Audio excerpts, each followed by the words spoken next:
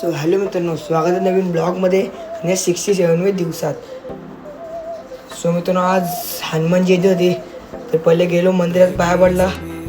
तर तुम्ही कमेंट नक्कीच टाका जय श्रीराम. मग डायरेक्ट रात्रीच गेलो पालखीला. तर मंदिर एकदम सजवलेला आणि बँजवाले पण आलते. एकदम खूप भारी होतं. तुम्ही नक्कीच कमेंट करून सांगा कसा वाजला. बघा गाणी वाजलं पहिले तर बँजोचे व्हिडिओ असतील. खूप मजा आली आज. मग पालखी निघली 12 वाजता. मग पालखी नंतर आली 4:30ला.